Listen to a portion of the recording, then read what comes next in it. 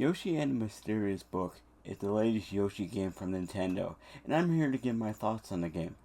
All gameplay shown is early in the game to prevent spoilers.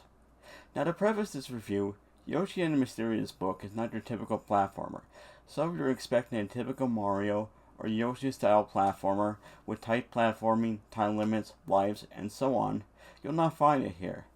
However, what you will find is a puzzle platformer that puts exploration, puzzle solving, and cozy vibes first. The story of the game revolves around Yoshi uncovering a talking encyclopedia who has amnesia from a fall, and the book asks Yoshi to help basically remember all about the world. It's not really a great story, but you are not playing the Nintendo platformer for the story. Now, while the story is basic, it ties perfectly into the gameplay loop. Each chapter of the book acts like a world map, like a Super Mario World or a Wario Land game. You use your magnifying glass to select a creature, then you are off to his habitat, which is the meat of the game. When I called Yoshi a puzzle platformer, it's a game about discovering creatures and finding everything about them. So for example, you will do things like eat them, travel with them, and use whatever abilities they have.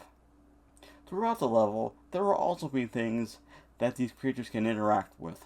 So for example, finding something that they can eat can give them new abilities, or have them interact with something can change the way they act. By making new discoveries, you will get stars for your effort. Stars are used to unlock new chapters of the book, where each new chapter requires a certain amount of stars to unlock. Now to complete a level, you will need to figure out something with the creatures that triggers the exit. Each level is carefully handcrafted to be unique and offers different puzzles and challenges. However, don't just expect to find everything in the level your first go.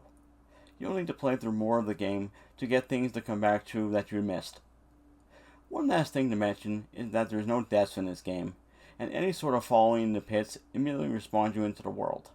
That might be a turn off for some people, but if you're looking for a chill game, it's perfect. Regardless, it's a fresh take on your typical platformer, and it's one that is more about the journey than the destination.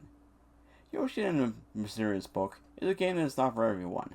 It's a game designed for someone who wants a cozy exploration game and not your typical platformer. If that sounds right up your alley, then you will have a great time with its 30+ hour campaign to 100% everything. Overall though, I will give Yoshi and the Mysterious Book an 8.5 out of 10. Thanks for watching.